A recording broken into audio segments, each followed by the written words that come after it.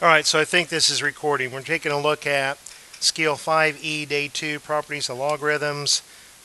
This next block of about 4 or 6 problems has the same directions. I'll do it on the same video.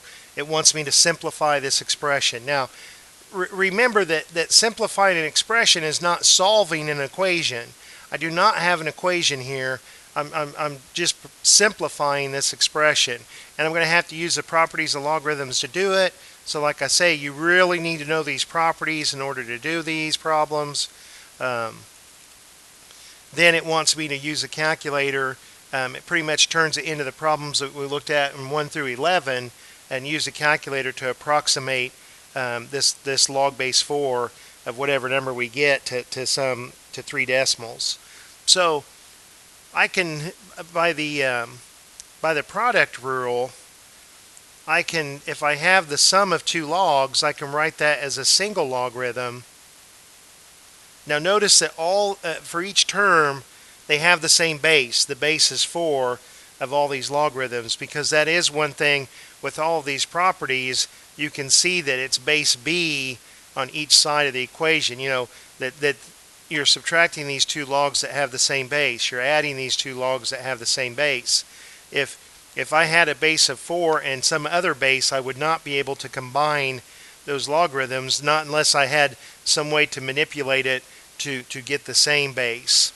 So my product rule tells me if I have the sum of logs, I can write it as a single logarithm if I multiply these arguments together. So I take 5 times 9, which is 45, and these 2 logarithms condense to a single logarithm. Now, don't forget, I still have minus log base 4 of 10, but I have a property that says if you're taking the difference of 2 logarithms, I have the quotient rule that says you can write this as a single logarithm if you take the numerator divided by denominator. If you write this as the log of a fraction, log base 4 of 45 over 10, and out of habit, well, sometimes I do and sometimes I don't, I'm going to go to the calculator, but I notice that this fraction can be reduced to lowest terms, that the numerator and denominator are divisible by 5, and that this is the same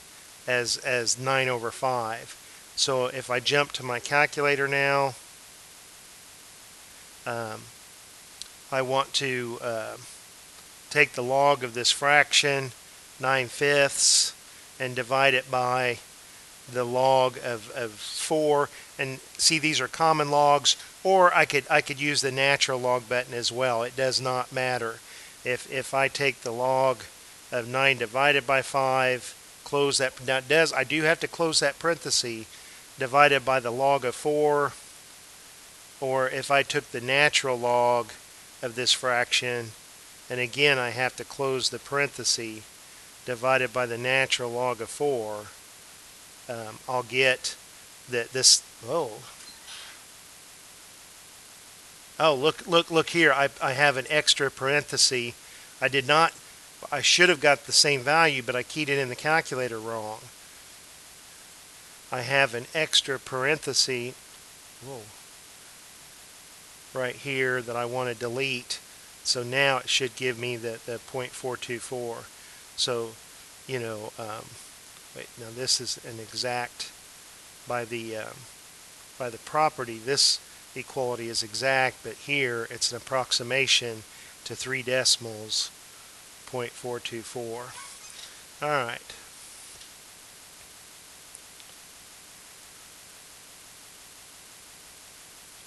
In this next one, I have the sum of 2 logs. They have the same base. So by the product rule, I can write this as a single logarithm. I have log base 6. 2 times 18 is probably 36. And, well, I don't even need a calculator to get this, because I know that a logarithm is an exponent, and 6 squared is 36. I know the calculator is going to give me 2.000. It's going to give me 2. I can check this on my calculator, but I know that there's some of these that I can do myself. And I have 2. All right. I went to the calculator and took the log of 36 divided by the log of 6. But I know that that this ratio, I know it's going to be 2. Now, here I have the addition of logs, but it's not, this first one is not a logarithm, it's 3 times a logarithm. So I have to move this coefficient up as an exponent by the power rule. Remember, you have to know these very well. This power rule, if you have this n that's out in front, it's equivalent to moving that n up as an exponent. Okay, so I want to rewrite this first term as log base 2 of 6 raised to the 3rd power. That's that first term. Then I've got plus log base 2 of 3, and then minus log base 2 of 18. So I want to come in and first write this sum of these two logarithms as a single logarithm using the product rule. So I multiply these numbers together. 6 to the 3rd times 3. Well, I don't know what 6 to the 3rd times 3 is, but I have a calculator that can do that for me.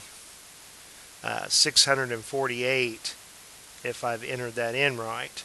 Now, don't forget to subtract the log. It's the same base. All of these have to have the same base in order to use these properties. And if I have the difference of two logarithms, I can write that as a single logarithm. Instead of multiplying these numbers together, I divide them. So I take the log of 2, and does 18 divide 648? Let's see if it does. Oh, I just had it there. So let's divide by 18. It sure does. If I have 648 divided by 18, I get 36. So let's write it out anyway. I'm taking this as the numerator, this 18 is the denominator, but I recognize, I can just key that in and let the calculator do the work, but I recognize that 648 divided by 18 was 36, or I'd let the calculator recognize that for me. Now I know that 2 raised to the 5th power is 32, but I don't know the integer. There is no integer. 2 raised to the 5th power is 32. 2 to the 6th power is 64. I don't have 2 to some integer being 36. I'm going to have to use my change of base formula here and take the log or the natural log of 36 divided by the log of 2. And the calculator will round this now for me to 3 decimals because I went to the mode and changed. If you go to the mode, I've set the calculator to round it to 3 decimals on these numbers that I'm keying in. So I've got the log of 36, close the parenthesis, divided by the log of 2. You know, remember this is not log times 36. You can't come in and say 36 divided by 2 is 18 because you don't have this is not log of 36. This number in the numerator is not 36. The log of 36, that numerator is the number 1.556, well, approximately. And that denominator is not even 2. It's 0.301. So I can't take this log of 36 divided by that 2. I can't say that's the log of 18. It doesn't work that way. This is not multiplication. So I've got the log of 36, close the parenthesis, divided by the log. These are functions, and the calculator knows how to evaluate that function. So it does some internal algorithms, and it rounds it to 3 decimals for me, and I have 5.170. All right.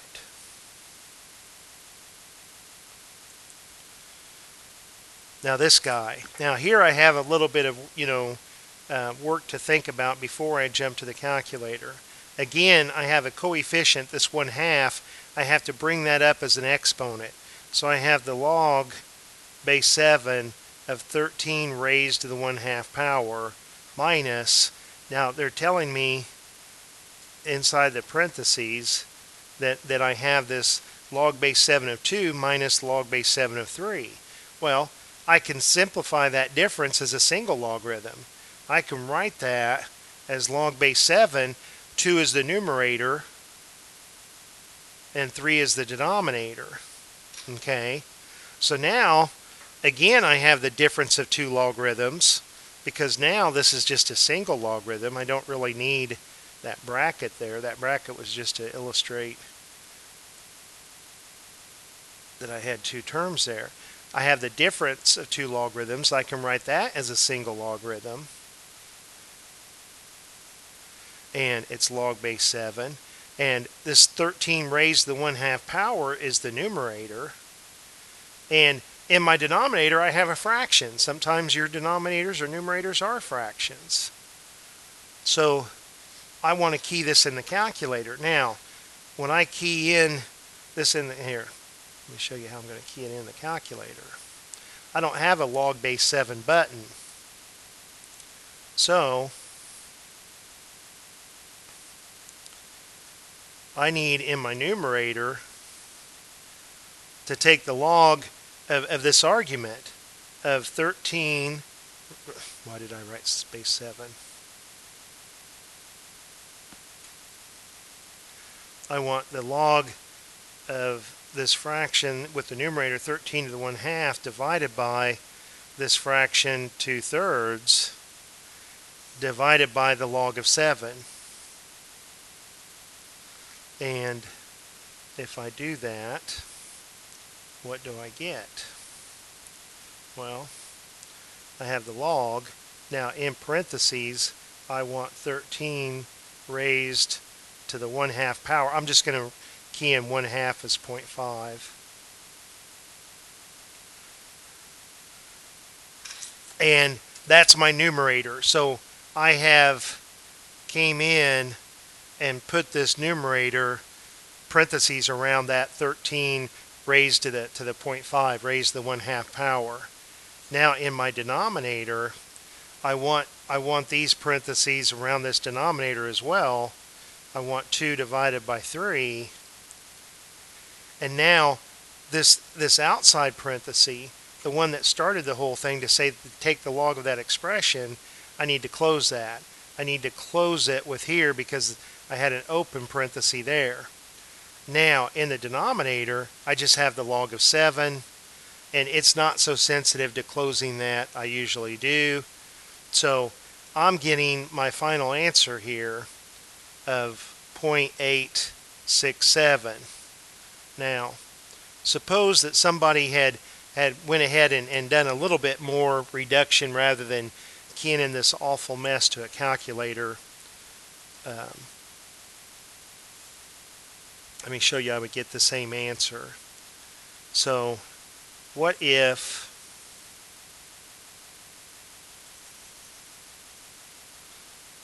I'd used my knowledge about the division 13 raised to the 1/2 power divided by 2/3, I can multiply by the reciprocal of 2/3. So I have the log of 13 raised to the 1/2 power. Instead of dividing by 2/3, I can multiply by 3/2 and then divide this log of 7. So really it's not going to get me, I suppose if this 13 to the 1/2 power, if this 13 was a perfect square, and if this happened to be an even number, it would simplify with this too. But I'm really not going to gain anything by. I thought when I first looked at it that I might gain something if I have the log of, and now I'll put this 13 raised to the 1/2 power. And I'm going to multiply this 3/2. So I'm going to put parentheses around that. And now that's my numerator. The log of this 13 raised to the 1/2 power times this fraction 3/2. All of this divided by the log of 7. And I should get the same 0.867, and I do. Alright. Hey, hopefully that helps, and talk to you later.